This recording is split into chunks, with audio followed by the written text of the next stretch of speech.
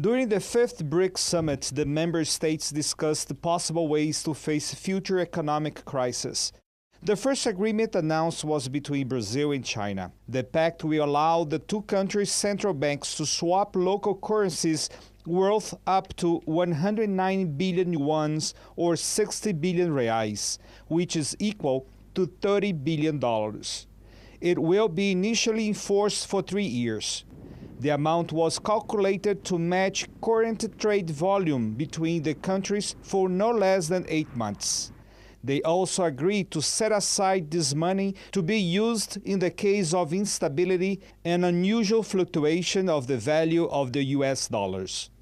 The measures taken by the BRICS countries are bold and designed to avoid problems that developed countries like the US are facing now.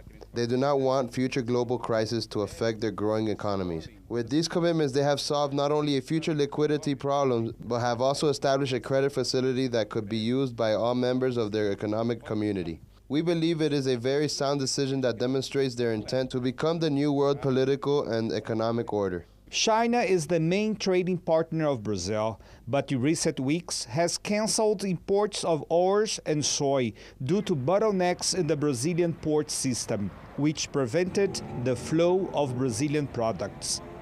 We came a long way from gold to the dollar and now to multiple currencies in the world.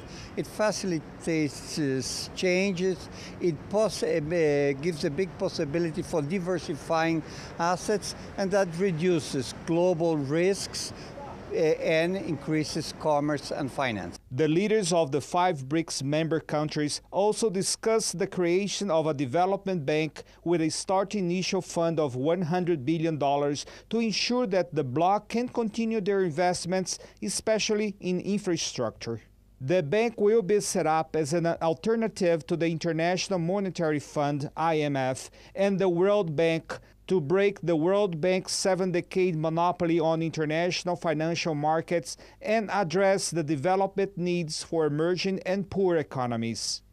Negotiations started last June for the establishment of the currency swap and the reserve agreements, but the Cyprus situation precipitated the signing of the currency swap by Brazil and China and the creation of the reserve fund by the members.